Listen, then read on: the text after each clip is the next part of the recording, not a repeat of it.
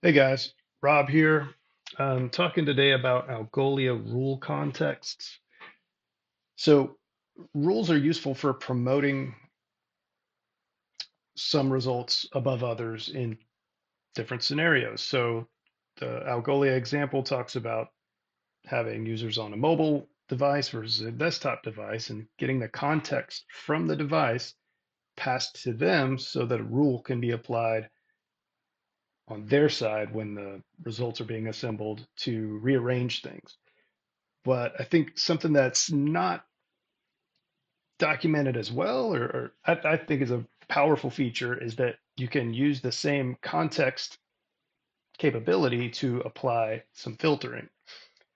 So if we start from the Algolia example docs, I'm taking their e-commerce example from their React examples, loaded up some of that data.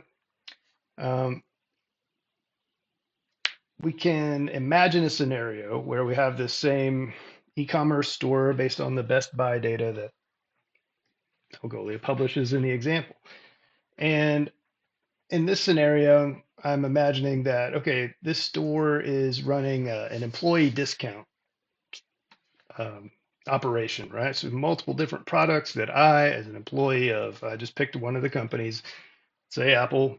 I want my employees to be able to come to this store, purchase some things. Well, the problem is I don't want them to see and purchase our own products. There's a different avenue for that. They don't need a discount through some separate discount site store.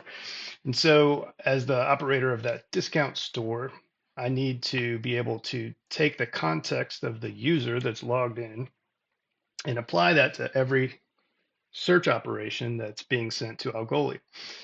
So right now, these products need to not appear in the facets. They need to not be coming back in the search results. And the way I'm going to accomplish that is using rule. So if we go to the rules tab, you can see I've already set one up. And I did it by using the manual editor. And the first selection is to set a context. And I just gave it a name. I called it Apple Employee Context. And every rule has to have a consequence. And so the consequence of this rule, when this context is present in the query, which we'll see in a second, then we're going to apply filters to it. So the straightforward filter is we want everything that is not with the brand facet matching Apple. Okay, so I can hit save there. And I'll just do that.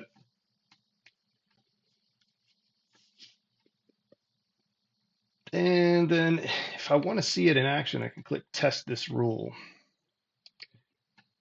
And it does exactly what we imagine. It's applying the context filter to the overall search results. So notice the facets gone here and they're not in my list inside my index. So I can come back over to my app, say I want that same capability to be applied. So I'm just passing some imaginary configuration data about the user when they logged into this custom employee discount store. This could be a cookie.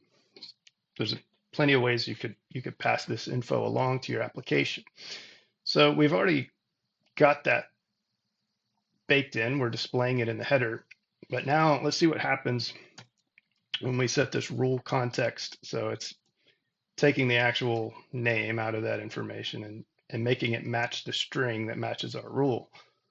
Wow, the next time that user comes to the store, they're logged in, we can already see it's matching, right? It's gone from our facets.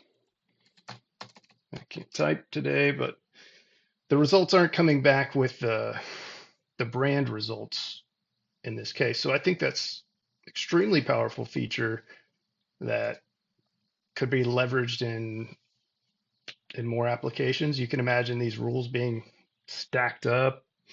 You can imagine the rule itself being much more complicated, and depending on the complexity of your situation, you could use programmatically assemble this filter and send it to your index, save it in the configuration of your index via an API call. So maybe things are changing a lot on the back end and you need the rules to be updated and with some regularity.